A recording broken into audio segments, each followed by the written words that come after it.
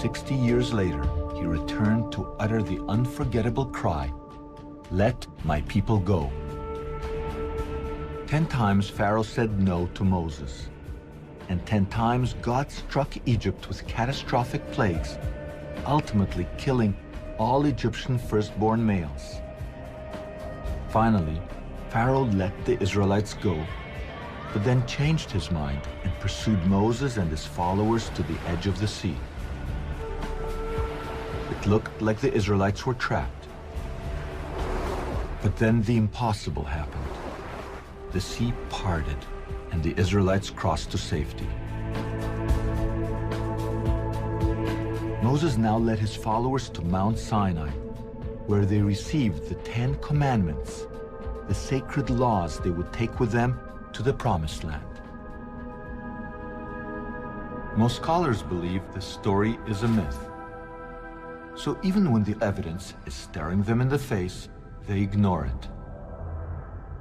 The most dramatic example of this took place in 1947 when archaeologist Henri Chevrier found pieces of a broken stone monument, or stela, dating to a pharaoh named Ahmose, around 1500 before the Common Era, or BCE. Incredibly, the Ahmose stela is covered in hieroglyphic inscriptions that mirror the biblical tale.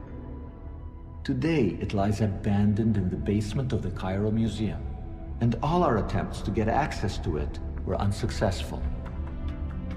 So using Chevrier's published description, we reconstructed the stela and got one of the world's leading Egyptologists to comment on it. We have this very interesting stela, which is dated to the reign of Ahmose.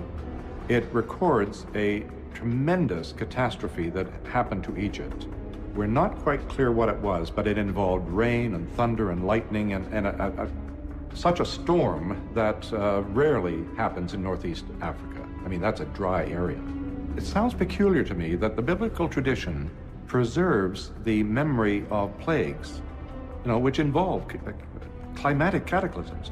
And here we have, from the very time, this curious stela.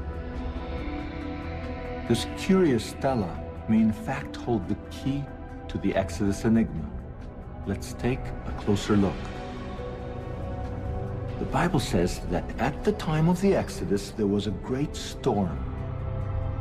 Ahmose's stela also talks of a great storm. The Bible says darkness descended on Egypt.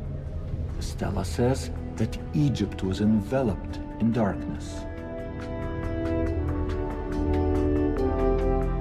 The stela then says something very peculiar. Though the Egyptians worshipped many gods, on this stela it is written that the storm and the darkness happened when God, in the singular, manifested his power.